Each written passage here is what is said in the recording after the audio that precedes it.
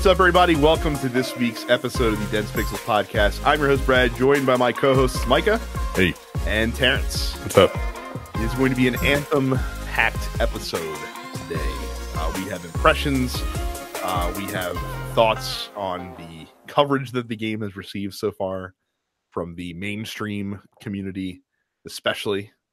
Terrence will be the the moderator. Yeah, he'll be giving us the hard questions. He'll be the control. Yes, for this game, because everything that gets posted in the fan group, Terrence keeps posting the the wide-eyed emoji.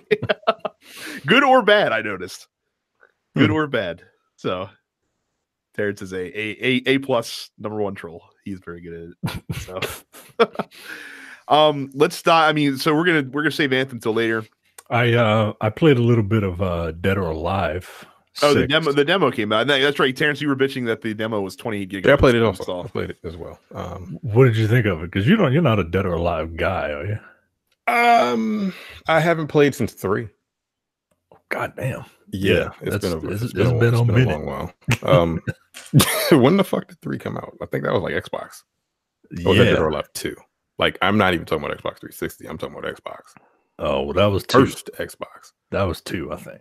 Yeah, that one. Whatever one that was. But I liked that. I liked it when it was out. When it first came out. A little bit of a pervert. I mean, come on. I mean, you can't help it. But it might as well be Titties the Game. Like, matter of fact, they spun off that series into Titties the Game Volleyball. Yeah, they did, didn't they? Fucking Tecmo, a bunch of goddamn creeps. It plays like DOA with breaker moves. That's it. I mean, that's literally it. I don't feel anything different. Like, that game is like almost 20 years old, if not 20 years old. Yeah, it plays exactly the same. It plays exactly the same. They picked up Tina. She still had the same moves. Got a couple new ones. They have this new mechanic where it's kind of like a easy combo mode, where you just press like a special button. Yeah, it's like R1. 4, yeah. And if you have they have special meters now, and if you have your special meter, you'll do like a super punch or a super kick, or in Tina's case, like she'll do the rear end. Yeah, the rear view. The rear view. But yeah, online is kind of janky when I hopped on. I didn't have any issues. Oh yeah? Yeah, I played a couple games online. I didn't win any. It is look, it's probably just my internet. I am very aware of my internet. Yeah, so. I played like 3 or 4 matches. Did I win one? I think I won one match. One like full match. And then the rest, I couldn't, since haven't played the game in 15 years. I was like, whatever. I don't even think you had, were you getting countered a lot? Not really. Okay. Because they changed the counter system. Like, you have to press like forward and counter for some counter kicks. Yeah. Like either kicks or mid punches. I know it's mid kicks. You got to press forward and counter. Yeah. And I was like, I don't like that at all. I know. I don't like that at all. That is something you like. I kind of dug it. I don't think I'm gonna pick it up. It's just a fun fighting game. Dead or Alive is one of those games where it's just like nobody that I see, and I'm a fan, but I'm not like a hardcore fan. You know what I mean? But nobody that I see, really talks about Dead or Alive, but they don't have anything bad to say about it. Like, it's just like, oh yeah, Dead or Alive is out. Yeah. Like, all right, I'll pick this up and have fun with it, and punch, down kick, and punch, up kick, and But the thing about that is, like, because I used to be really good at this game. I feel like this game is way more psychological than it is execution. Because since you can counter every punch and kick, what you do is you have to play mind games. You have to stagger your attacks. Yeah. Like, you can do the combo, but then like, oh, they think they're gonna go into another one. Nope. You just sit there, and then when they try to counter, then you go into another combo, or you go into like a stagger move, and then they can't counter shit. Then you go into like a 7-hit combo. Like, there's a lot more to it than people think. Because the system is so simple. But it's It's pretty complex when you actually start getting into it, just like every other fighting game. Just like every other fighting game, it's not about ease of execution. Like that's what Killer Instinct tried to do. They tried to make it more about the mind games, right? I think everything in Killer Instinct was a quarter circle motion, wasn't it? Like any special move was a quarter circle motion. Same for Dragon Ball. Yeah, same thing for Dragon Ball. It's just the Dragon Ball. For some reason, I can't get it through my head how to 3-on-3. Like I can't do it, yo. I can't do the math. And then it's like, wait, why the hell did Vegeta just come out and blast me? What the fuck? Like you cheating, yo. Like you didn't even hot tag, man. Like where's the ref? Get the ref in here, man. Like don't you see this shit? But yeah, DOA, it's fun. The full game comes out later this week. I'll pick it up just because I know guy we used to podcast with, Rob. He likes DOA. Maybe I'll play with him. But yeah, I played the demo, the 28 gig demo. You can play every character. I was fucking shocked. I was about to say that's called the entire game is installed on your system. Yeah, you got a unlock key because they have a whole bunch of costumes for the characters too. But when I looked at the PlayStation Store, it said that none of your stuff transfers to the main game. Yeah. Oh, well, that seems stupid for a demo that you're releasing a week before the game actually comes out. Thank you. And it's a 30 gig demo. It's a 30 gig. It's the game. Yeah, it's the game with everything else locked out. Yeah. So I mean, it's a pretty good demo considering. It better be. It better be. What the fuck? That segues us nicely into new releases. That's probably the biggest game coming out this week. I would say it's definitely the biggest game coming out this week is DOA 6. Dirt Rally 2.0 is also releasing. Nier Automata, whatever you want to pronounce it, Game of the Year version is coming out. That's coming to Xbox One as well. And then Trials Rising is releasing for all you Trials fans out there. A couple quick hit news stories. Reggie Fils-Aimé has decided to retire and step down from his post as president of Nintendo America in April. Bowser now reigns supreme at Nintendo of America, as he's being taken over by Doug Bowser, of course, the vice president of marketing for Nintendo of America. I mean, they did that on purpose, right? Like, I like to think that he was like up for the job with one other person. That's what gave him the edge. Yeah, basically. Yeah. So unless the other dude's name was like, Mario, that was the only other way he was going to get that job. You have to say it the way they say it in the movies. Mario. Yeah. I'm my brother Mario, and I'm Luigi Mario. I'm like, what the fuck? But that's a New York thing, man. Like I used to listen. You remember Aaron? Like he's from New York, and that's what he says. Mario. Yeah, Mario. You say Mario? I say Mario. Yeah, of course you do. You've been here too long. You've been here way too long. Yeah, nah, yo. It's not. You're not marrying a letter. It's not Mario. It's Mario. Mario, and Luigi Mario. Super Mario. Did I say Mario? Maybe I did say Mario. You probably did. Super Mario. Well, whatever. Mario, whatever. No. So, Fortnite's revenue is apparently down 50% from where it was at in December, but they still set a new concurrent player count record about a week and a half ago. 7.6 million concurrents, which is a record for a non-event going on in Fortnite, and this is despite Apex Legends being available. So it looks like Apex not slowing down Fortnite's momentum, which gives credence to our theory that appeals to two very different crowds of gamers. Watch Dogs 3 is reported or rumored to be coming out this fall and take place in London. I'm sure we'll see more on that at E3 if I had to guess. You know what? I hope so.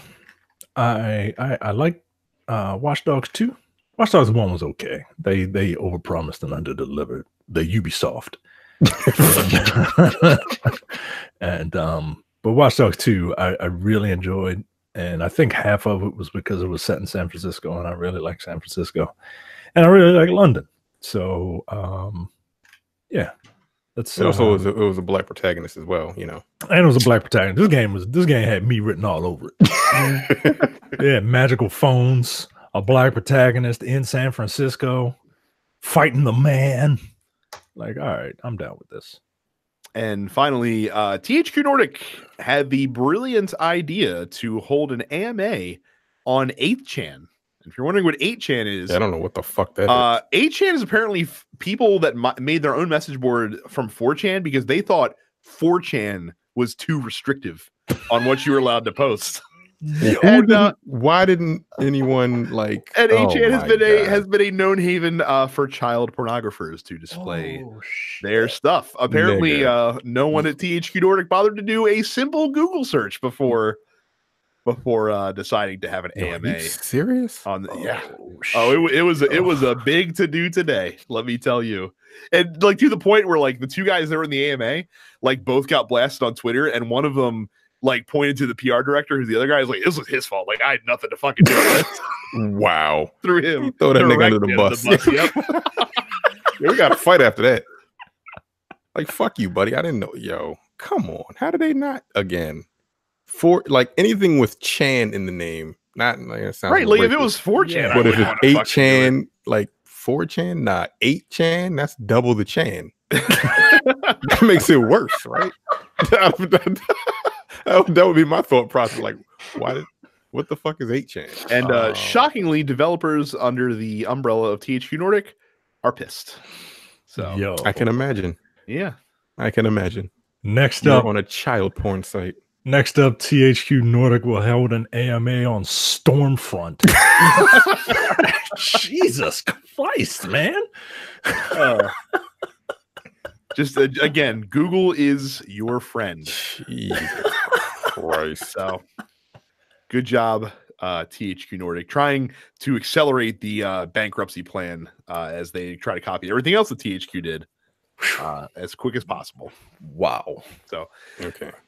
Bit of housekeeping before we get to our main topics. Don't forget to go to youtube.com/densepixels. Click the red subscribe button and ring the bell icon while you're there. We do video episodes of this podcast every week, including any Let's Plays that we post and any other content that we do in video form. That's where it goes, youtube.com/densepixels. If you are not a premium member of TNP Studios, go to densepixels.com/premium and sign up today for just $5 a month or $50 for the entire year to get access to our premium slate of shows, including the Look Forward Political Podcast, the Airing Grievances, the Men with the Golden Tongues, and No Time to Bleed. And no matter what podcatching service you use, be it Spotify, Google Podcasts, Apple Podcasts, or anything else, make sure you subscribe to this show, as well as the Nerd Apocalypse, Black on Black Cinema, and coming distractions for all of your TNP Studios content that you could possibly handle. So, topics of the week, it is all about Anthem this week. Before you guys start, because I know you're going to be taking forever, you're gonna go way in depth about this. There's something that I want to talk about really quickly, and it's Apex Legends. I've been playing it since the day it came out, and the day that it came out, that I realized something very strange about the game. Each character has their different size characters, and this has actually become quite a topic of discussion over the last 2 or 3 days. Each character, they go from small to large. What's the smallest one? Not Mirage, but I can't remember her name. Wraith or whatever. Wraith, yeah, she's the smallest character. Gibraltar is the biggest character. A couple days ago, I posted Gibraltar's trash. You know what? I agree. Have you played with him? Oh yeah, yes, that's the guy you used. Yeah. Now a lot of that is probably user error, but since you said he's trash, that's my excuse. Well, there is something to it, because someone actually took the time to figure out the hitboxes. Like, of course, he's a bigger character, so it stands to reason that he's a larger hitbox. Yeah. It's just the way it is. And I don't think that was a design flaw. I think that's just how they designed them. The problem is it has, because he has a little shield that can pop up. Yeah, that shield is trash. Right, but I mean, it still exists. It's still there. But no, even without the shield, and I'll get into that in a second. Wraith, I think, is 93 or 76 centimeters, whatever. I forgot. I had the chart in front of me, but I deleted it. But going from her to Gibraltar, his hitbox is 170% bigger than hers. Jesus. So first of all, she has moves where she can literally teleport and shit like that. So it makes her really hard to hit. She has the smallest hitbox, so she's really tough to hit. Gibraltar is just a big truck. And I noticed the first day it came out, I'm no, I'm terrible at first person shooters. I know I am. But as I gotten better and I've tried to use him, I'm like, yo, every time I get into a gunfight, this nigga just dies. regardless of whether he has a shield up. I think his shield does 50. I think his shield takes 50 points of damage. That's a shot with a wingman. That's just shield is gone. Then the rest of it, you can't miss him. So people are like, well, what are you gonna do? And plus his specials are garbage. Like that shield takes way too long to come up. And then his dome shield, you can't shoot out and you can't shoot in. So they just run in and they just run into the shield and take you out with a fucking peacekeeper.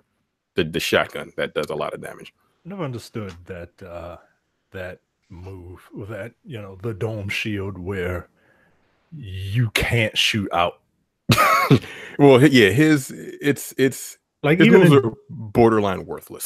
Like even in like Destiny, it's supposed to give me an advantage, not like a target. Not hinder you, like right. And that's the other thing. Like when he pops his shield, first of all, when he aims down the sights, he's also slower than everyone else as he's aiming down the sights. His shield is a bright yellow or bright orange, so you can see him from across the map when he's sitting there aiming at you if he has it up.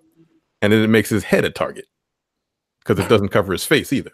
Oh, it doesn't obstruct his face? Well, no, it doesn't protect. It doesn't protect his head. What's the point of having a see-through shield if you don't? All right. Yo. So like he literally becomes just a giant fucking bullseye on the map, and he's the slowest character. Well, every character moves at the same speed when they're walking and running, regardless of what gun they have.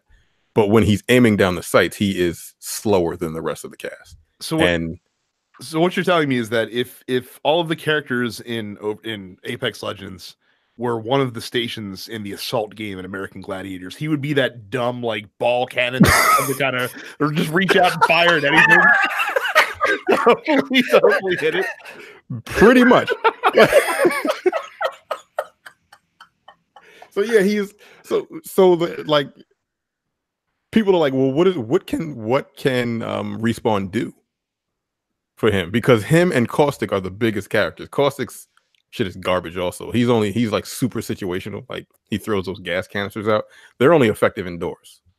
They can block doors and shit. Like so if the match ends in like an area where there's just nothing but like mountains and shit and no buildings, all he can do is throw his ultimate, which does obstruct people's vision and damages them at the same time. But like again, it's super situational, and you have to have his ultimate charged up. And they're the two biggest. Like his is like 193. I don't know. I forgot the hitbox sizes, but like they're the biggest, and they're like the worst characters. And the rest of the small characters, like I've won one match, and it wasn't me that won it when I was Gibraltar. It was my other teammates. They were just wrecking shop. But most of my wins come with the smaller characters because they're harder to hit, and their abilities are way better than those two. So this being a battle royale game, like what can you do to make them actually viable? I think you have to. There's a couple things you can do. Obviously, because everyone also has the same hits, also has the same amount of health. Well, that's ridiculous. Yeah, I think you might have to change a couple health values maybe for and people are like, well, what if you do that and then they become tank? But like, yeah, that's what the fuck he is. That's kind of the point, though. Hello, he's named after the Rock of Gibraltar. Right. And someone was like, well, that would be fucked up. I'm like, no, it really wouldn't, because you can only change his hitbox so much because he's bigger than the other fucking characters. He just is. This is why socialism doesn't work, guys. Everybody's equal, but they're not really equal. Yeah. So my thing was like, I think you might have to give him another like 25 to 50 points of health, because he gets taken out. Shotguns, fuck it. If it's a shotgun battle and you have him, you're not winning. You're not going to win unless your aim is on point. If you miss a shot, they're not going to miss because his body takes the whole fucking screen. Like, it's obnoxious. I'm like, yo, what? So I just stopped using them. I can't use that. He should be able to take 2 of those. And like, if you have a purple shield, you have 200 health. The first shot takes the shield away because he's such a big target and none of the shots miss. This is with a Peacekeeper, which is like the strongest up close gun in the game. If you do a full shot with a Peacekeeper, 110 damage. So that's a shield gone plus 10% of your health gone. The second shot is going to drop you. And the thing is, he's so big, it's really hard to miss that shot. Like the entire spread hits him unless you. Yeah, every shot hits him. It's crazy, but he has the same amount of health as everybody else. I'm like, that's not fair. No, and his dome shield is garbage. So His ultimate is cool. And I think you can fix that too. Like you can make the dome shield viable if you let people fire out of it. Yeah, that's the other thing. You let people fire out of the dome shield, and then make his shield instant. Because again, in order for it to be any kind of effective, you have to already be aiming before you get into a fight. And like, the shield, like the gun shield, I found when I was using him to be most effective if you were sniping at a distance. Yeah, right. So because that way you have time to set up, and they can't. It's unlikely they'll be able to shoot you back. Yeah, but they can see you from a mile away, literally. Right. But so if you let them fire out of the bubble shield, and also if you damage enemies if they run through it, I think that would solve a lot of issues. Yeah. Or he gets like some sort of buff when he's in it, so that he should be able to take. Yeah, I guess like if someone decides to run into your shield, you'd be like, nah, don't do that shit, nigga. Because like I'll give you like a one-time damage boost or some shit like that. Yeah. Yeah, he needs something because he's trash. Like I've seen people win with him, but it's not because of him. Like he'll put his dome shield up so like a lifeline will be able to have a little bit more protection when they're picking somebody up. But she has her own shield when she got a little so it's a double protection. Okay. But she picks people up quicker. She can send out the little care package. Wraith again, she can create portals and teleport basically, and she's invincible when she's doing that little dash. It's crazy. And he's just, I have a dome shield that I can't shoot out of, and people can just bum rush me and take me out in 2 shots. That's my specialty. And then he can shoot. Then he can come down with then he can rain down his ult is cool. Like if you're not indoors, and if you're within 50 meters of the people that you're trying to throw it at. And you put your dome shield up and it does no damage to them. But like, yeah, they need to do something with him because him, the robot, zipline man, whatever I forgot, Pathfinder, and Caustic are the two biggest characters, and their hitboxes are way too big. And he has a zip line. Yeah, I was about to say, what's the robot's power again? He can grapple and a zip line. So mobility, essentially. So he's robot Batman. He could just essentially, it's kind of So I don't know what they're gonna do, but like as it stands now, the game is basically if you want to win, pick Wraith, Lifeline, or Bangalore, and you'll be pretty good. But I do see a lot of them in there whenever I play. So. Like all my wins, but then Mirage is also he's like the 4th biggest, but he has that bamboozle shit. His is actually pretty good. His ult is trash because you can still see him running around when he pops those 4 things out. But yeah, that's basically it. So people are talking about like what can they do to fix that because it's kind of unfair.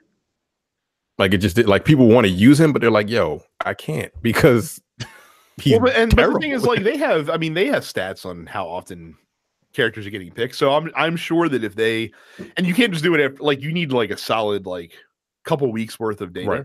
And if they see like a huge discrepancy in that if he's not getting picked a lot or if he's not winning a lot, then yeah, they can make tweaks. That's like I said, it's the beauty of games like this is that you can fix. Yeah, they're going to. I don't know what tweaks they're going. People are kind of like, what are they going to be able to do that doesn't like break the game? I mean, like I think giving him a bigger health pool wouldn't break the game. I mean, he's fucking huge. But but then if you did that though, you would need to. So it would bump up the health of the 3 big guys, and you'd also have to ostensibly lower the health of the lower hitbox characters. No, you wouldn't. If you did that as well. I think you might have to. No, trust me. I've played every character multiple times. I can get out of a gunfight with Bangalore, no problem. That's because she's like super speed. Yeah, she's super speed. I can get out of a gunfight, no problem with Mirage, and he's the 4th biggest character. Okay, but him, like you can't win. Like if it's an indoors gunfight, you will lose. So 25 health would prevent you from getting 2-shotted, correct? You said it's 110. Yeah, 110 per shot. With the Peacekeeper, that's the strongest gun. But again, if you have like a fucking submachine gun, those things do so much damage so quickly. It's still like, and they don't miss.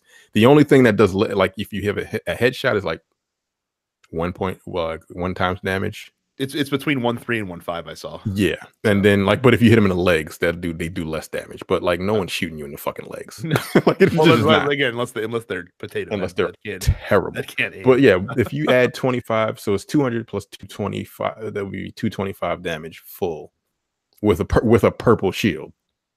So that's one shot. That's 110. That's another shot. Another 10. That's 220. He would have 5 health left. Yeah, and then but he wouldn't be dead. You could punch him, and he would die because a punch goes through shields. I think no, they go through the knockdown shield. Okay. Yeah.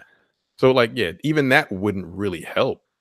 But it would give him a chance to get his shield up.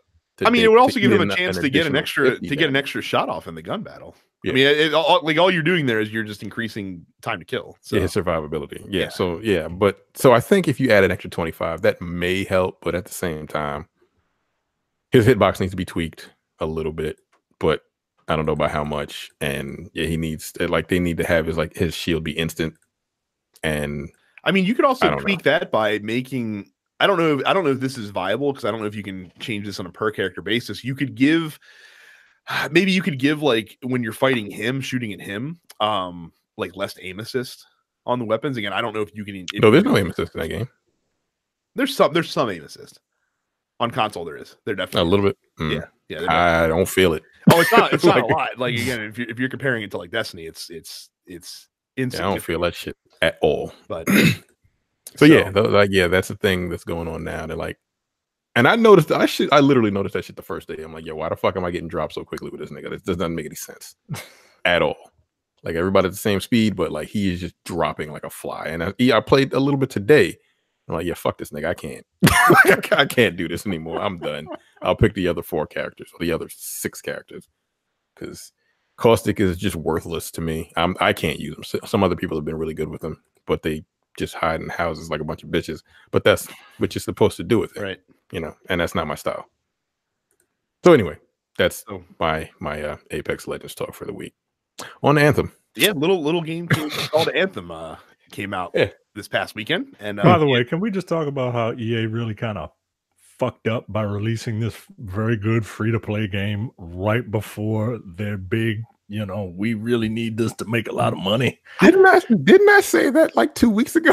Like they just like to cannibalize them. I honestly don't know that they. I don't think the two. I don't think the two of them are direct in any type of direct competition. But it just is really. It's really. What word fucks up is they lost the.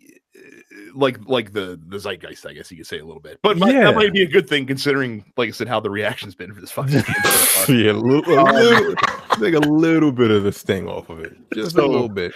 We'll get to that later because I have a lot of thoughts about. I'm sure I do too. This game. I have quite a few thoughts as well. So here's our Anthem impressions. I've played, I want to say somewhere between 15 and 20 hours so far. I think that I feel like the story I'm getting ready to end Act 2. What level are you at? I'm level 20 right now. Okay.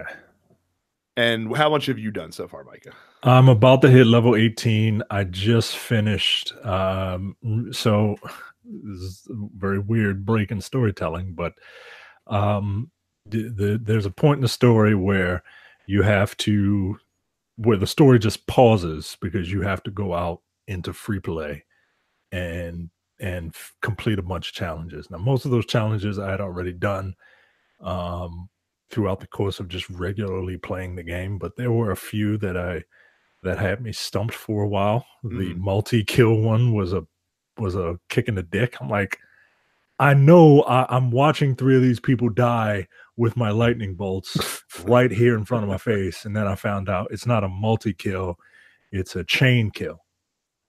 Where you have to kill like 8 people in 10 seconds. I wish I'd have known that before I started.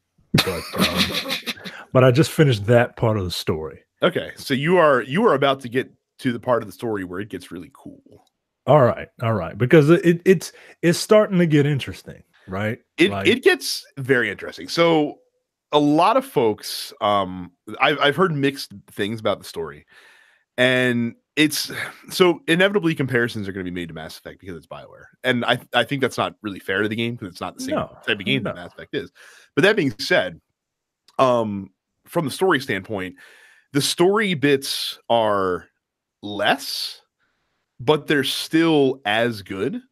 And something that BioWare does really well and always have done is they've made good characters. And it's a shame that I shouldn't say all of it, but most of the character interaction in the game is actually completely optional, because I've actually enjoyed interacting with the people in Fort Tarsis quite a bit. And they even the little side stories, and they're just stories. Like, it's just stuff to flesh out the world that could come into play later for all we know. You never know what they could do with this stuff. But the characters are very engaging. They're well thought. It tackles a variety of topics that are serious. There's a whole slew of different like personality types. Like one of the faction leaders that you deal with is very clearly like Asperger's syndrome, very much so. And it's cool that they took the time and bothered to flesh out a character and did it tastefully as well. So that part's been cool. The cutscenes are fucking awesome. There just needs to be more of them. Yeah. And I wish there was more. Like my biggest critique with the story is that I wish there was more storytelling during the missions. I think that's the biggest thing that I'm missing with this. Yeah, I mean, telling a story through comm chatter is not. I don't enjoy it, especially now, because I kind of got to keep the TV down. And I have subtitles on, but I can't really read the subtitles and worry about not getting shot at the same time. You can use your headphones. No, but I won't be able to hear him if he's crying. I need to be able to like that. I need to be able to hear him, if he's crying. But this game is good, but there's a lot that is just, there's a lot of quality of life stuff that really needs to change. And there's a lot of little stuff that needs to change. Everybody made a big deal about the loading screens. I posit you that these loading screens are no longer than the Destiny loading screens. There's just more of them. There's just one, there are way too many of them. And two, they're boring. Right, like in Destiny, like your loading screen is you flying in your ship, basically. Right, like that's the loading screen. When you boot up Destiny, you gotta press the X button to go away from the title screen. Then you gotta wait 10 seconds for it to load to the next screen. Then you gotta wait another 5 seconds to bring up your character. You pick your character. Then you gotta wait another 5 seconds. It takes like 3 to 4 minutes to load in to Destiny from turning it on to actually getting into the game. Yeah. And they just take you to the director. So then you got to load to the tower. Right. You have to go to the tower because you're not going to not go get bounties. Right. And then you got to load back. Like, it's a while, man. Right. But it just looks, it's instead of a static screen with an image, you see a ship flying, even though it's the same ship flying background that you've seen 800 times before. It's still more visually interesting to look at than the Anthem screens. And then and again, the problem with the Anthem screens too is that there's just so many. Like I said, you get one when you load the game in, then you get to Fort Tarsis, then you get one when you go to the Forge to customize your character, and then you get one coming out, and then you get one when you start an expedition, and every time you load into a new area in the expedition, you have, and so like it's just too many. And they are too long. I mean, like if there was less of them, the length wouldn't be. You got to fix one of the two things. There either has to be fewer load screens, or they have to take less time. Yeah. So you got to fix one of those two things. The gameplay is tremendously satisfying. Yo, it's super fun, yo. Like anybody who thinks that this game is boring to play, I don't know what to tell you. You got an agenda, because this game is really fun to play, man. And I've only been messing around with 2 of the javelins. I main a storm just because I feel like the storm I have way more options, I feel like, with the storm. But I alter a ranger just because, every now and again I just want to get in there and get shoot going. Rockets at people. So. Yeah. But when I'm the storm, I can. And I for the first time, I pick a different javelin and I choose different weapons because of it. Like if I'm playing Destiny and I'll run a Titan or a hunter, I almost called him a thief. I still feel like I still use the same weapons. I still use my auto rifles, right? Because it's more like you are more comfortable with that play style of weapon and there's no inherent advantage to choosing different weapons on different characters. Right. But when I'm a ranger versus a storm, like when I'm a storm, I'm sitting up there and I'm sniping because sniping is really fun in this game, right?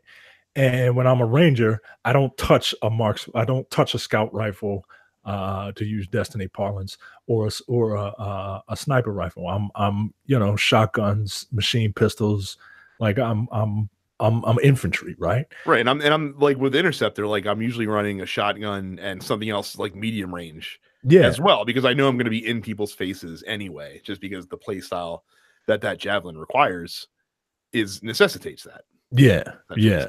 So the game is very fun. The locomotion is fucking great. It's great. It's what we wish Mass Effect could have been. That's exactly what I was about to say. I always come back to think, wow, this could have been a really excellent Mass Effect game.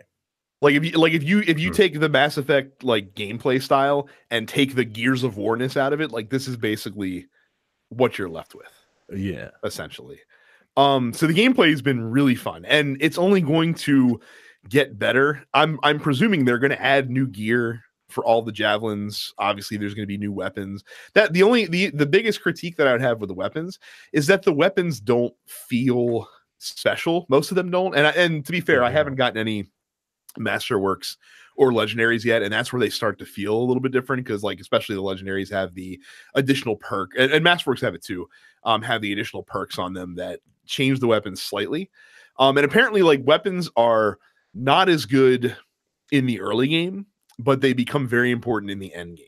Essentially, like in the early game, you could get by with just abilities if you want to, mostly, but but in the end game, apparently weapons become much more of a big deal. Another thing I don't like about the weapons is they all look the same to me. Like they do kind of look the same. They don't have any they don't have any personality, man. Like you look at an assault rifle and a marksman rifle, you will think they're the same thing. Like they don't they don't have any.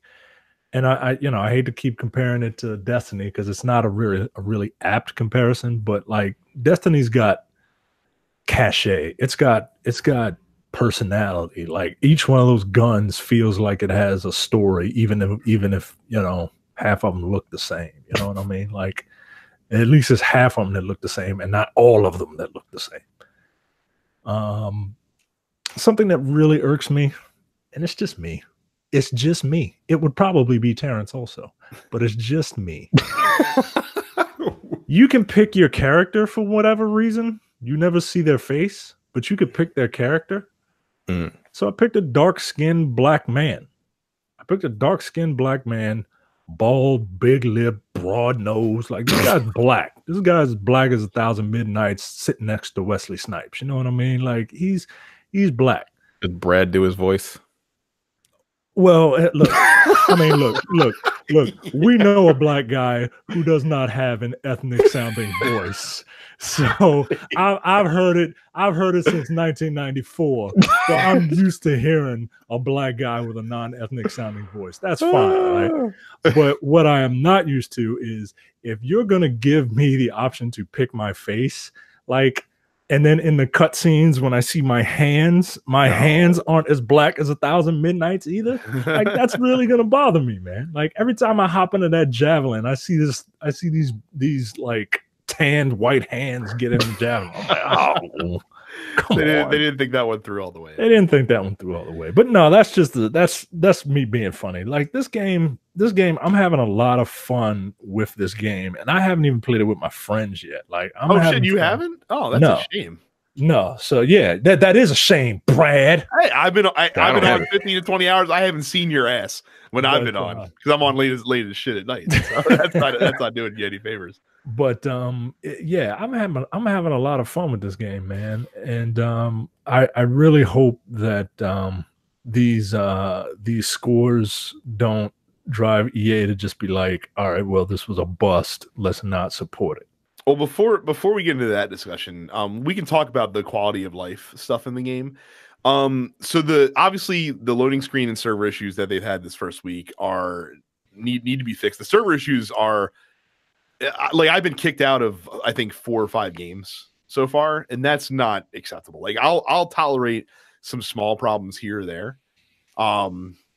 But it's a little much. It's a little much, and I have good internet, so it's not my end. Like, it's definitely not my end. It's definitely on their server end. So they have like a launching dock that if you're trying to get back into a mission quickly, or if you're trying to just stay partied up with folks, is fine. And I'm sure in the end game that will be used more frequently. It is kind of annoying having to keep going back to Fort Tarsis constantly after every mission to talk to somebody, and then like have to go back to launch that. Like, I wish I could just kind of chain, especially when you have a couple contracts. I wish you could kind of just chain those together without having to constantly keep going back and forth. Yeah. To Fort Tarsis. I think that would be nice. My biggest critique is the economy in the game is not great right now. The things that cost in-game currency cost too much right now, I think. Yeah, for what they're doling out. Yeah. Right. Like, and so again, it's either the things cost too much. Now the paid currency model, I don't have a problem with. I think those are fairly priced, especially when you compare the things that you're buying with other games that have, stores where you can buy cosmetics. I think those are fine. Like Fortnite and like Destiny and things of that nature. Fortnite's free. No, Fortnite to buy cosmetics is I know, but the game is free. Game is free. Okay, fine. So like Destiny, Division, okay. Like that. So I think the paid one is fair. The problem is that you don't really earn coins a lot. Like, you earn them when you complete challenges, which are one and done. And there's a lot of them, but they're still one and done when you go through the game. And then outside of that, it's basically your alliance bonus. So basically you get a bonus based on how much your friends play every week. So like your top 5 people on your friends list, they'll like, as they earn XP, it advances them in like this tier ranking in the alliance bonus. And the higher tier your top 5 people are, the more coins that you're going to get, basically. So like, I helped Micah out considerably this week because I was like a tier 8, and Mike also did his bit because he was a tier 7. So like, by us playing the game, even though we're not playing together, we're still helping each other get coin. But even with having 5 friends who are all like tier 7, it's out of 10 tiers. That's still like 5,000 coins, and that's like a per week thing. And 5,000 coins is not very much. That's nothing. You get 2,000 for completing a challenge. Right. Oh damn. So how much do these fucking things cost? So like a suit of armor is like 60,000 coins in the store. That's like 5 weeks. If you're just going with the alliance, yeah, that's a lot. So basically what you want to do is just like play with it, just add as many friends as possible that's playing Anthem as possible. Yeah, that's kind of like, I don't know who the fuck you are, but hey, my nigga, you play this shit way more than I do. Fuck that. No. So, but so I think the in-game economy is all screwed up. We can't really talk about, especially for the content that is currently in the game. Well, and that's the thing too, is that the stuff that's been on offer so far, like it's not like the whole store is there and you can buy anything. Like, it's very limited so far, right? And almost nothing has been cool enough to buy. I mean, like the state that the game is in now, like how much are you willing to play to earn those fucking 5,000 coins or whatever? Because again, this is a service, whatever the fuck they call it. What is it called? Live service game. Yeah, well, are we going to get into that a little later? We are. We definitely are. Because we can talk about that when we're talking about the reaction. That's a problem that I have. That's a big giant problem that I have with this particular game. And I played the demo. It was super fun, but like, okay, we'll get into it. Go ahead. Well, so that's the tricky thing is neither of us can talk about Endgame yet. But it's so it's hard because like if you watch like content creators on YouTube, like influencers, they're bitching that they have nothing to do because they sunk 70 hours into the game in like 5 days. It's the same shit we talked about with Destiny. Your average player, and I would say that Mike and myself are above average players, is going to take several weeks to chew through this content. And they've released the roadmap for the first 3 months of DLC for this game, which is all free. And it's varying degrees of stuff. Like, it seems like a lot of free play events. There's some other events that are kind of ambiguous that they haven't really described. There is a new stronghold coming in April. They've announced they have 3 in the game right now. There's a new one coming in April, along with a weekly stronghold challenge. Nobody really knows what that is yet. And then the Cataclysm, which is supposed to be the big, like, end game, like, you know, prestige activity, is coming in May. So your average gamer will get through that. Like I feel like that the stuff that's going to come out is going to come out at a pace that is going to be fine for like 80% of the people playing. Because I would imagine that, like, the stuff that's coming in March, they're not all going to just release it all at the same time. Like, they'll divvy it out week by week, right? So I don't think that's a huge problem. Obviously, like, if you are someone who's run the Tyrant Mine like 100 times already, you're going to feel burnt out on the Tyrant Mine. But you ran the Tyrant Mine 100 times in the first week the game came out. Like, what the fuck do you want? Yeah, like, calm down. And apparently on the high level, that's the biggest. So, like, the high level gamers, the biggest gripe right now is that the loot economy is busted at Grandmaster 2 and 3 difficulty level. So, like, it's not right now. It's not worth doing the more challenging activities, because you're getting the same loot that you're getting at Grandmaster 1. So, like, most people are just playing, you know, the Tyrant Mine on Grandmaster 1 because apparently they can get through it in like 20 minutes. And that's apparently the most efficient method right now to farm Masterworks. So that's something that needs to be addressed, because people aren't playing the higher difficulty levels, and you need that to keep people around long term. But again, we're not there yet. So it's kind of hard to speak on.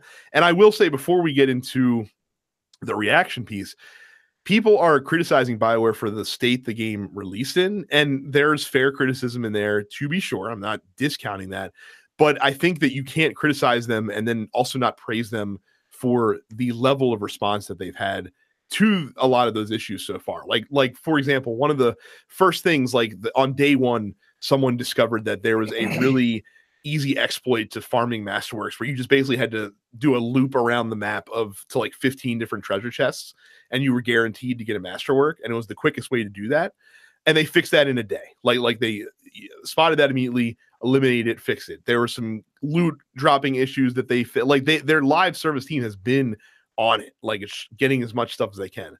The stuff like the server issues and like the loading screens, that's like a higher end problem that you can't just fix in a week. Like, it takes time because that's how the game's actually running. Like, that's the game engine that you need to tweak.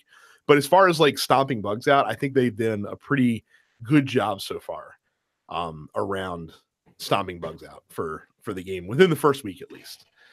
So it's our impressions. The big story around Anthem this week has been the critical reaction that the game has received, not only from influencers, who I think have been much more balanced and nuanced in their critiques, but the mainstream games media has crushed this game. If we go to Metacritic right now, and pardon me because I don't have it pulled up, but I will in a second because I'm curious. Let's see. Oh, sorry, go ahead. No, it's very odd, right? Like, and it's a 62 on Metacritic right now. And I'm always like, I wonder what game they're playing, right?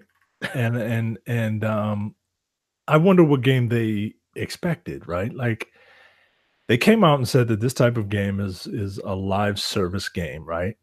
But I see people comparing certain elements of their past games. Nothing, the closest to their past game, to their past work, is you know, maybe Mass Effect 3.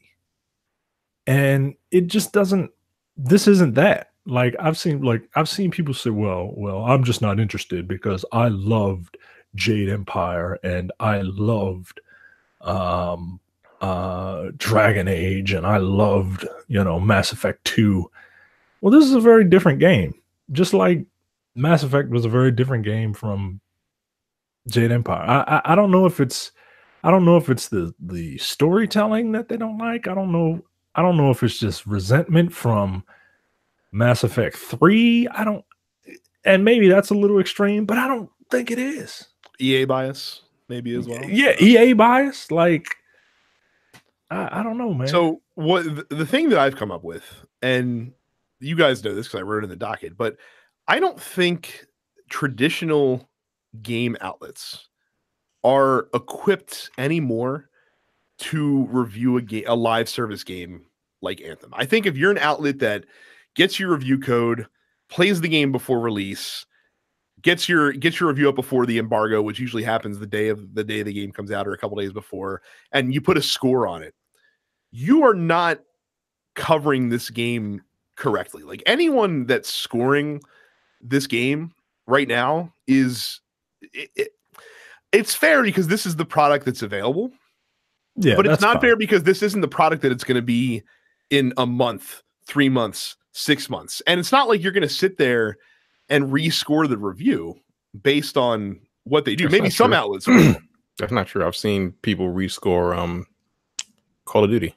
Okay. But they had one score that like this game is really good, and then 3 weeks later, fucking Activision fucked up with their live service bullshit with their blackout mode and started selling red dot scopes for such and such, and they put their whole economy in there, and people were like, "Yo, y'all said y'all weren't going to do this." So they went back and rescored it, and they gave it a lower score because they decided they wanted to fuck people over on prices and things like that. Same game, but like, you know, people don't like that shit. Yeah, I get that. So, but so this is a game that it's dependent a lot on its community, and it's a game that can't be. You can. There could be a million live service games that existed before this game, and you still can't look at the mistakes that other people have made. I disagree. You can't because it's not the same game. It's not the same as that, but it's not the same game as Destiny. It's not the same game as The Division because it's entire like not having a PvP element in this game completely changes how weapons are balanced, how powers are balanced, how like it makes it's a completely different thing because anything that Destiny and The Division does has to work in an arena setting against other players. Like they can't put a game-breaking weapon or game-breaking ability in the game because it'll be OP and it'll ruin the PvP experience. But you can do that in a game like this. But it makes you more incumbent to provide more content for players because they don't have that PvP outlet that if they're burnt out on running strikes or burnt out on playing Gambit, well, Gambit is PvP as well, but if they're burnt out on like running strikes and shit like that, that they can go, well, you can just go in the Crucible and fuck around there for, you know. Yeah, but you saying that they should have had more content to begin with if the game is at release. Since they don't have a PvP, they should have had more content than they have. I mean, I understand what you're saying. I feel like they feel like they have enough though for launch. Yeah, and there's going to be enough. Well, right, but I mean, but again, you have to. It's hard because there's so much noise with the high level players on YouTube that are just like there needs to be more because I've played 70 hours in a week and I need more content. Well, they should have expected that, but they don't. They gave them the copy a week early, and those people do nothing but fucking play. Right, but they expect it to be catered to, and when the content's not there. Their voice is the loudest saying, hey, I don't think there's enough content in this game, when it's ironic because, you know, Joe Schmo Gamer who follows MTash on, and I'm not calling it MTash specifically, but who follows MTash on YouTube is like, well, there's not enough to do in the game, even though Joe Schmo Gamer will take a month and a half to do what MTash did in a week. You know what I mean? Understandable. But at the same time, you got to recognize your audience. Right. But you also have to give that people audience is the people that are going to play. Yeah, exactly. Like, I mean, okay, they gave the roadmap as to what they're going to do. Right. I completely disagree that they didn't learn from the mistake, that they weren't able to learn from the mistakes of everybody else. Because I see what you're saying. I'm not saying you can learn nothing, but I'm just saying it's not. It's not as far as the PvP aspect, but like you've seen what everybody else did. You saw what Destiny had to go through to win people back for Destiny 2. You saw what happened with the Division. That ended up being a pretty good game in the end. Right, with all of the, it took 2 years. It took 2 years for them to get to that point. I don't know how long Anthem's been in development. What, 5 years? It's like been a while. They should have like, oh shit, we see this, we see that. Again, okay, I know they don't have the PvP. I mean, you can't pivot in mid development. Right. No, I understand that, but at the same time, like they have the core of what they want the game to be, and they have the gameplay. Again, the gameplay is super fun, but at the same time, you have to like what they gave you, I mean, I see that the influence and everything, they have a lot more time to put into the games than we do. But they made the same mistakes that these other people have made in the beginning. And I understand you saying, well, you got to give them time, but like they shouldn't make those mistakes. Because it's like, oh shit, wait, they fucked this up. Maybe we should try something different, or maybe we should do something different, which they didn't. Because apparently they didn't, because again, the weapons seem the same. There isn't any weight to them. As far as the demo, like I said, I love the gameplay, but like if the demo is basically indicative of the full game, it just happens to have the story in the full game, and then the end game is pretty weak as it stands now. Again, they have the roadmap. It's going to be coming out with stuff in the next couple of months, but you know, they should have had a little bit more content.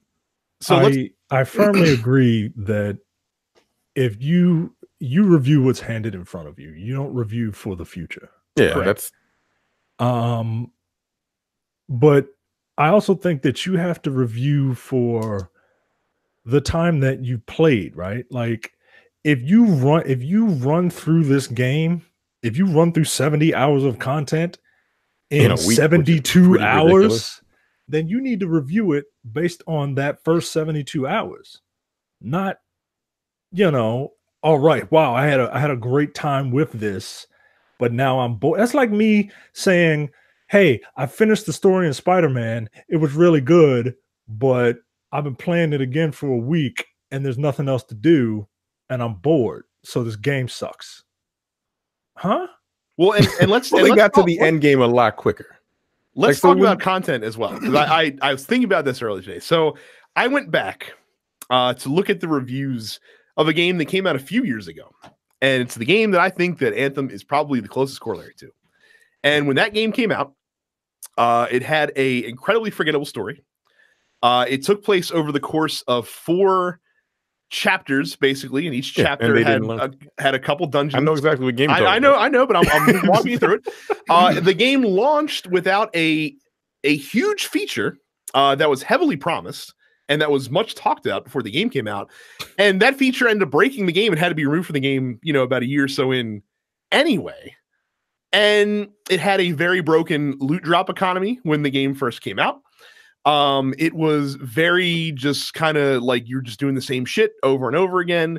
Nothing really new to check out. No new events in the game. There was no like live servicing going on at that point. It was just, here's the game. Here's your 4 chapters of story. And you can just kind of run these over and over and over again. It didn't even have an end game when the game first released. The game that I'm referring to, of course, is Diablo 3. And the reviews for Diablo 3 were, this is one of the best PC games ever fucking made in this generation, bar none, period. The reviews said, yeah, the story's shit, but who cares? It's Diablo. I just want to run around and punch people in the face and just fucking I just want to run around and do this all day. Just do this. Just work out my index finger. I know that the real money marketplace in the game didn't launch the game. No problem. It's not a big deal. Like, it's gonna come later. It's no big deal. Like, it's not a problem at all. I just love running through and just clicking my mouse and shooting things and making builds and changing my characters and doing this, that, or the other. And all of a sudden, Diablo is the greatest PC game to ever be made. Anthem is a game that is released with more content than Diablo 3 did, and Anthem's shit because there's not enough to do and the gameplay enough. Let me play devil's advocate for. I'm going to equate this to the current state of the of our current political state. 4 years ago, there's a lot of shit that wouldn't ride now. So like, when did Diablo 3 come out? 2012. 2000. That was 7 years ago. It was 7 years ago. Yeah, we have 7 years of live service games now. But yeah, Diablo wasn't even a live service. It wasn't. But like that was kind of like the start of it, right? Like, I don't know if it was the start, but like, okay, that game came out bare bones as fuck, and people loved it. But then they were like, wait a minute, this shit is getting mad boring. And then they just added more and more. No, they didn't. They just kept playing that shit, and then they just added stuff anyway. Okay, like, so they added people are like, hey, I want you to add shit, but I'm still clicking my mouse key because I'm still having a fucking blast. Diablo has cachet. But it does. You're right. You are right. And it's a series that's been around forever, and it's it's not a direct comparison. But that was 7 years ago. Like, times have changed, bro. But it should, like, if Diablo is able to release bare bones and be one of the fucking standout games of Division the PC came out 3 or 4 years ago. How long did the Division come out? This is what I'm saying. Like, I get what you're saying, that like you have to review what's given to you. But like, these games have been out for years. Like, you gotta look at them. Like, what is the saying?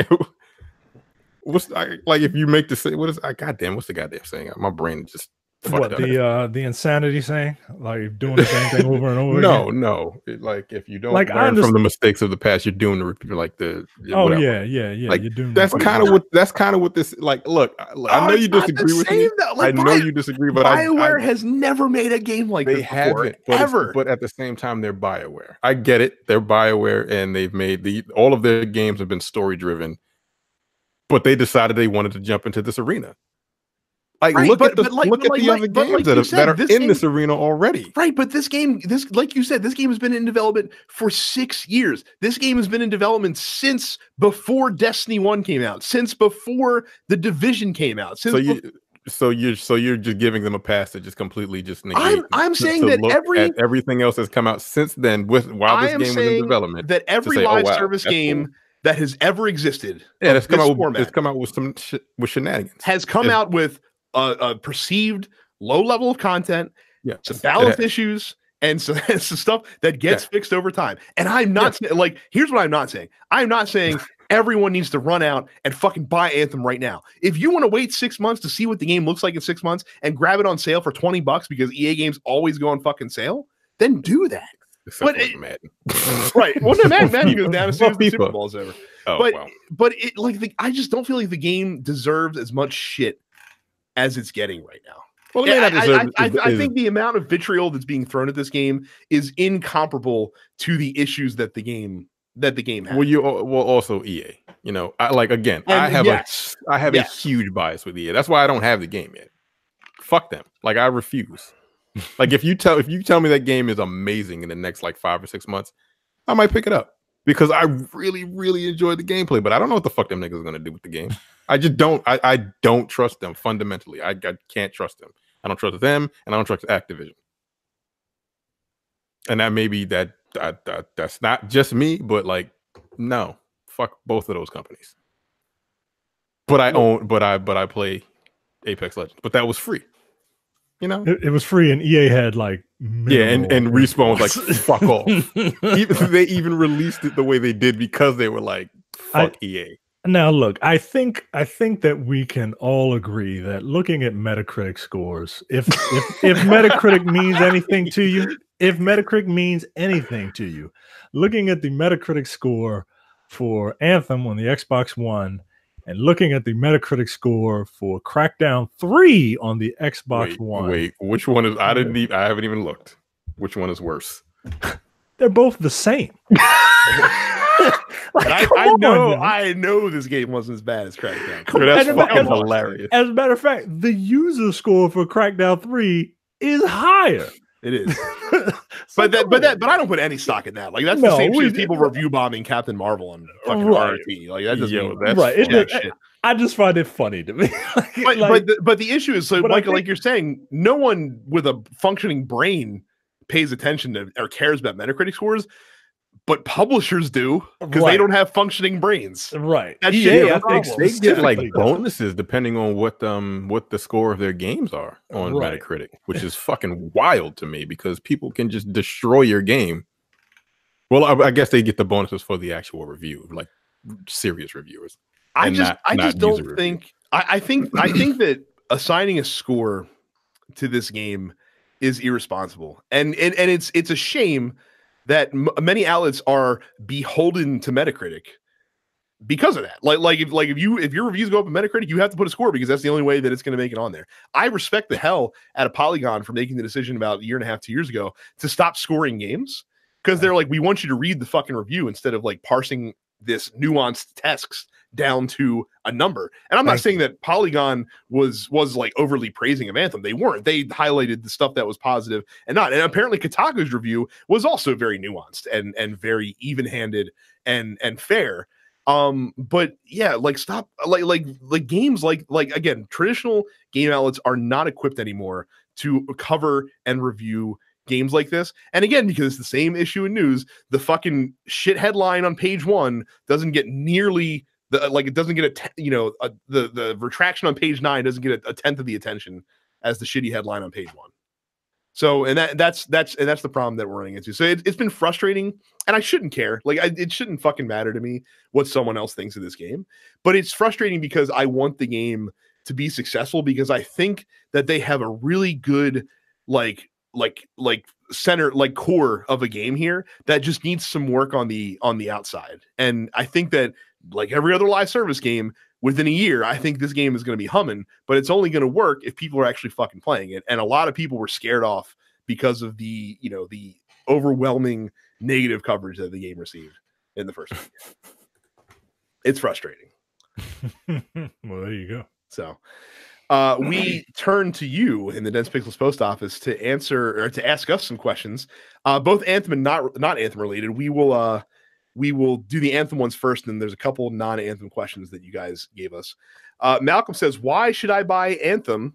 I've never played a BioWare game, including Mass Effect. This shouldn't be your first BioWare game.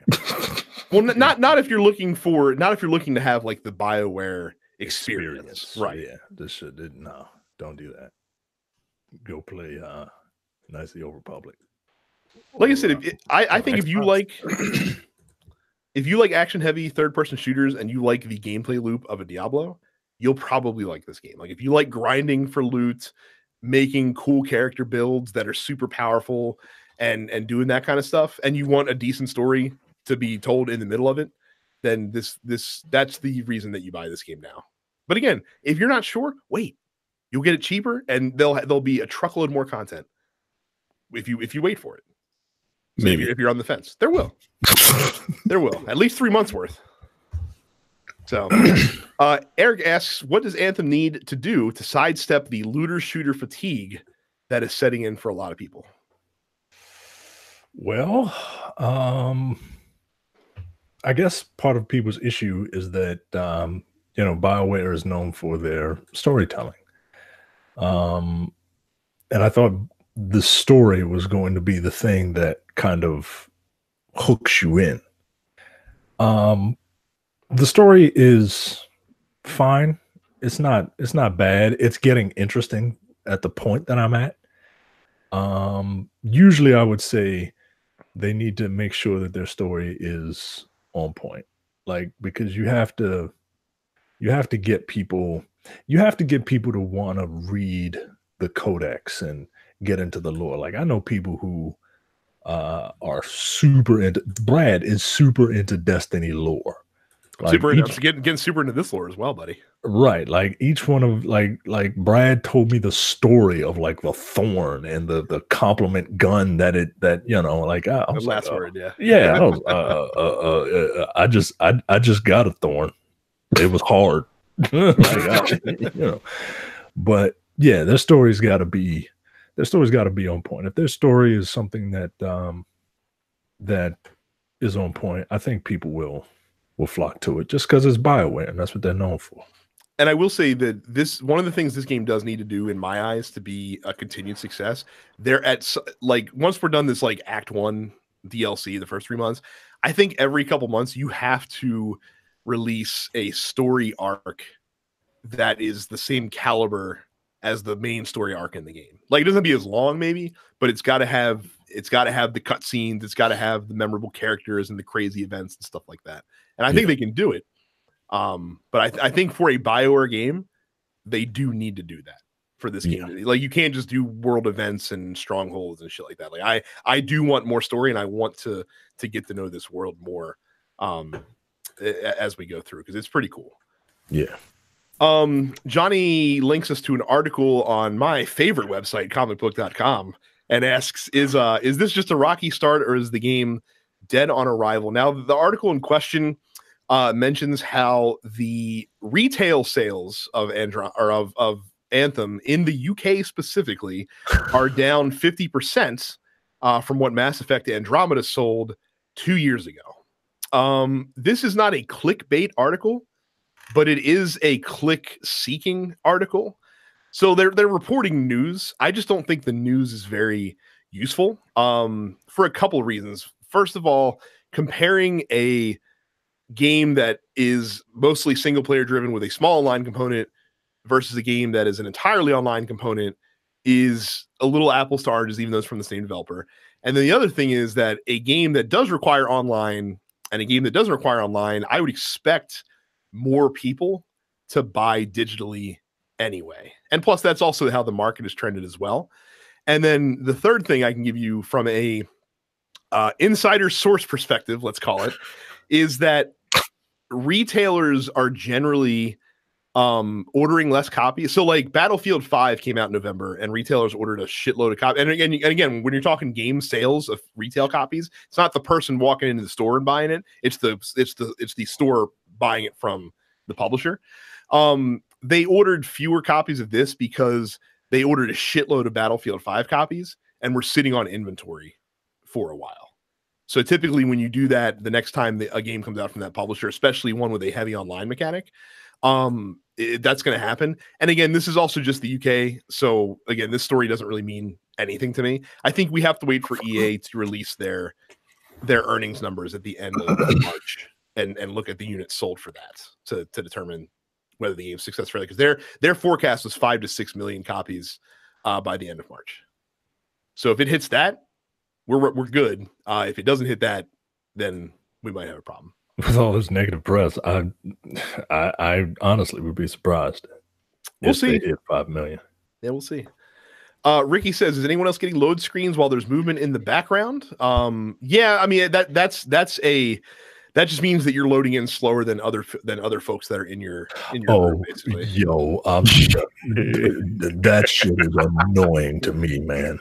Like, especially because I got slow internet, so I'm black, so I'm always the last one to arrive, and the tethering. While I understand that they've made it better, it's annoying.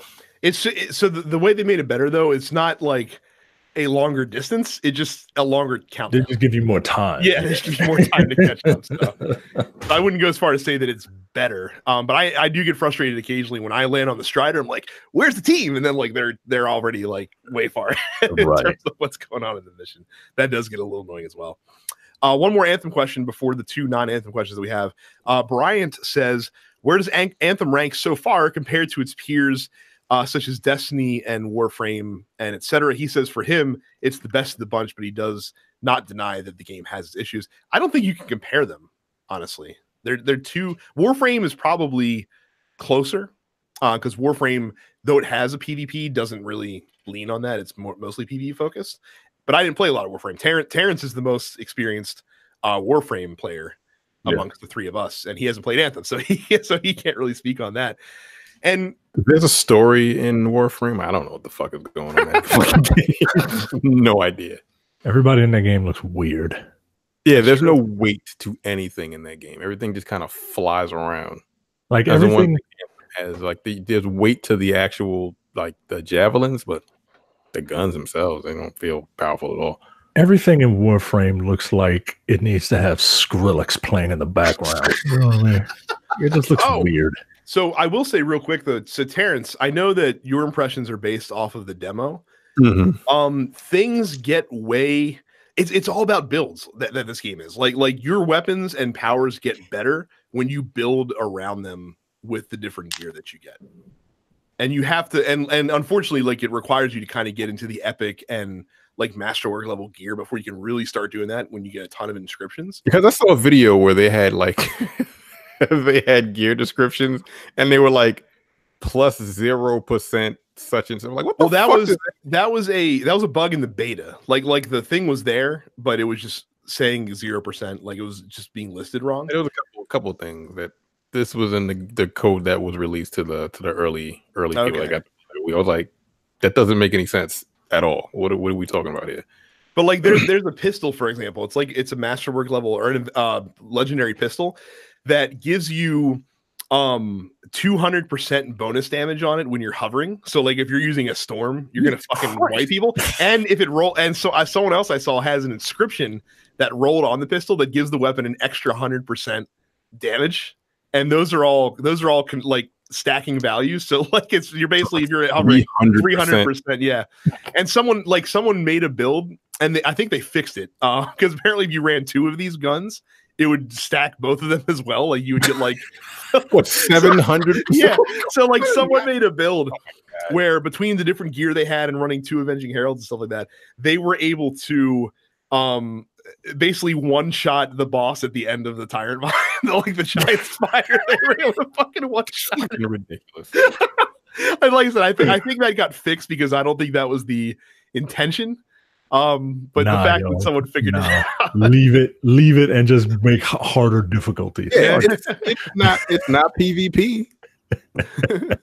Like the fuck out of here. Like it's not going to affect any other characters. They just want to beat the thing as quickly as possible to get that's the whole point of Diablo, right? It's just to be as powerful as you can possibly. So why would you fix that? Yeah, just make harder difficulty levels, man. Yeah, because they don't want everybody running the same, like the same fucking gun for everything. Like that. Like I said, that's the Destiny problem is that you have like 4 or 5 guns that these are the best guns to use, and if you're not using these guns, then you're fucking up. Like that's what you don't want. You want everything to be in PvP games. Like I just want to become as powerful as I possibly can be. If that's what it takes, oh well. Like the fuck, I want to one-shot everything. Sometimes I just want to beat things as fast as possible to get other cool shit. So moving away from Anthem, Trey asks, it's clear that the revenue generated by Street Fighter V helped fund DMC 5 and Resident Evil 2. Is that so? Apparently, that's money comes into Capcom and they use it to make other games. So is it bad to support Street Fighter V if it gets us better other games? I think because that's a very niche game.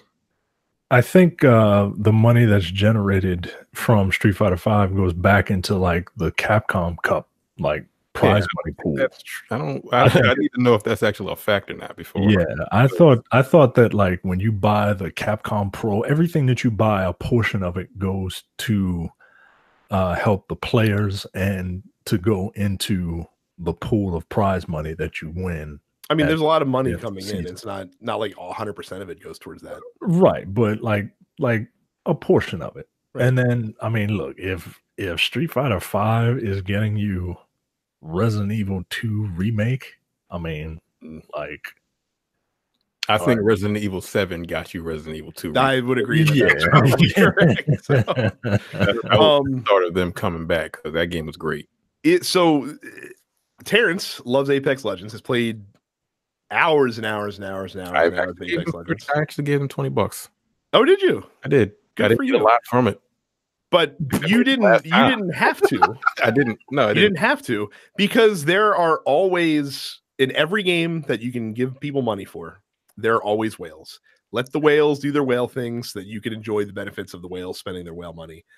and that's, so you don't have to support Street Fighter V just because you want to play DMC. Someone else will support Street Fighter V and you'll still get DMC. Yeah. So I wouldn't worry about that. We will conclude. We have come full circle. We are back to Malcolm. Malcolm asked a very poignant question that led to some very hilarious discussion before the podcast started. He says, since it's Black History Month, what are your favorite Black characters or moments in video games? And this was pretty sad because we couldn't, off the top of our head, name any. And then, well, fortunately, Micah, Giant Bomb has a post. Yes, where they have listed Giant Bomb forums. Like, this nigga racist. So he is, I'm looking at some of these shits. I was like, yo, get the fuck out of here. Well, an intrepid user a couple years ago listed all of the Black characters that he could think of that were in video games. He came up with 79 characters. Now, as I remarked to Micah, that's like 3 per year. So you guys are getting Black characters at a rate of 3 characters per year. And the problem here is that a lot of these characters that are on this list of 79 do not count for one of two reasons. The first reason is they are a character that exists in pop culture outside of video games. So I'm sorry, but Blade don't count. Right. Storm, Blade, Black Panther, War Machine, Luke Cage, fucking Mike Tyson does not count. Mike Tyson is not a video game. No, 50 Cent does not count as a Black character. Bo Jackson, we'll give a pass to, but everybody else on this list, he was a superhero. He was a superhero in that game. The other problem is there are a lot of people on this list that are not Black.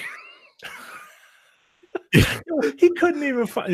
He took a real picture of Bo Jackson. It's a real picture. All right, whatever, There are Ganon is not Ganon is not a human, Ganon, Ganon, the king of the cosmos from fucking Katamari Damacy. Really? That's borderline blackface, and that's racist. The king of the cosmos. Jade from Mortal Kombat, not black. I always thought that Jade was like a tan Asian woman, like Indonesian. You're probably correct, but maybe that's just me being a racist. I don't know. Dalsim, not black. No. Yo, come on. He's got the entire cast of fucking like basically anyone that's not like light skinned in Street Fighter is on this list, essentially. Yeah, pretty much. Pretty bad. Why is like a fifth of them all fighting game characters? I mean, fighting games are the most diversely represented games, apparently. God damn. You got the entirety of the San Andreas cast on here. Yo, Catalina is not black, Oh, that was his girlfriend? That was Claude's girlfriend. Yeah, her name is Catalina. Come on. Why is the king of the cosmos on here?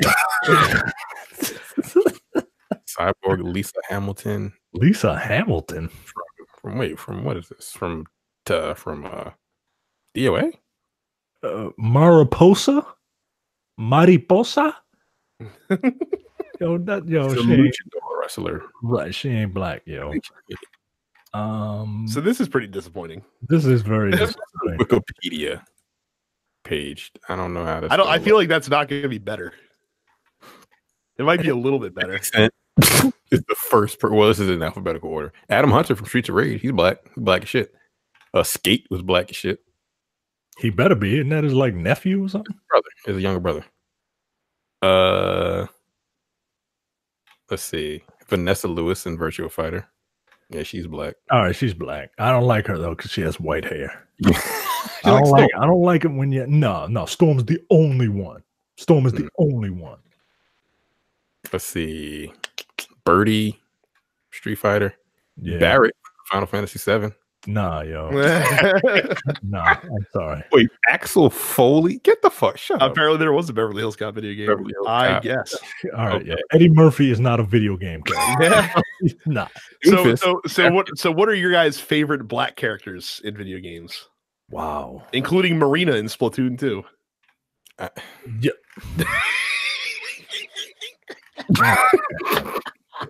Yo, we just can't be black, yo. We just can't. I don't know. I don't think I have like any character I create.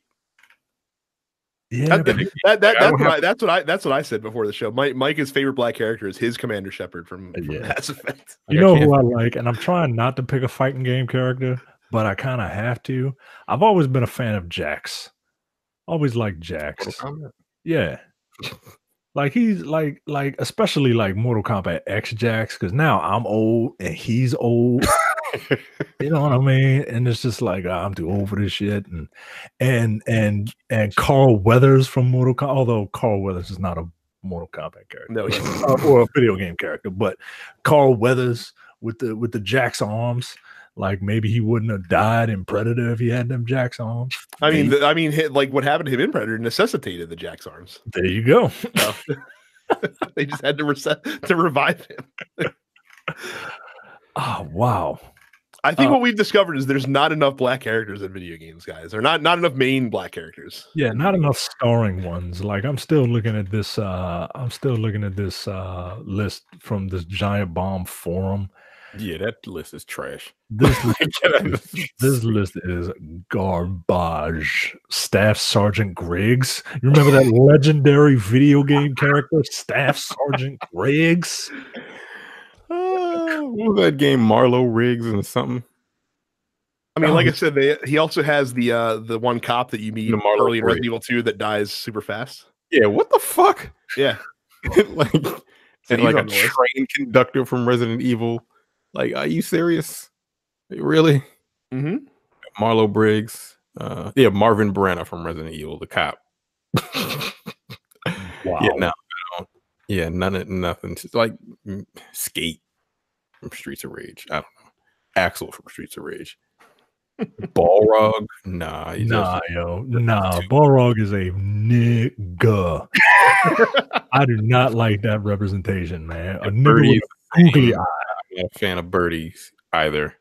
No, I'm not. And Birdie, and look, Birdie. I always thought Birdie was Birdie was white in Street Fighter 1, and then they were like, there was some dialogue between him and another character, and he was like, "Yeah, I was just sick for a while," to justify his pale skin in Street Fighter.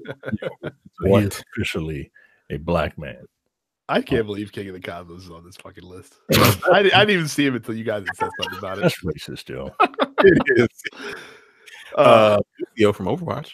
He's Jamaican. I can't. I got nothing. You know. The only one I was able to name off the top of my head, which I'm kind of glad is in this list, is Shadow Man. Nobody remembers Shadow Man. Nobody. Huh? I had that game when I was a kid. I did too. You know why? Because I saw a black guy on the I've always been fond of Vanessa's character from Virtual Fighter. She was always dope to me, and she's a good character. Yeah. TJ Combo. Jesus Christ. Happy Black History Month, guys. Yeah. Happy Black History Month from Doc Lewis. You know who that is? No. The guy following Little Mac on a bike, or riding the bike in front of Little Mac, rather. Yeah, the nigga that stole his bike. Oh my goodness! I like the kid from Watch Dogs 2. That's probably my favorite contemporary black character. Yep, the main character from Watch Dogs 2, and that's his name, the main character from Watch Dogs 2. That's how memorable he was. And as we coined him on the show many years ago, Black Prototype, also. Black Prototype. And I'll never ever I hate that game and I hate that guy because he was supposed to, the voice actor was supposed to be one of the interviews that we got very early on in our podcasting career, and he flaked on us multiple times. Fuck you, Black Prototype guy. Go to hell. That's his name. Don't look his name up. His name is Black Prototype guy. I want that to be his claim to fame. Being the black guy in Prototype 2.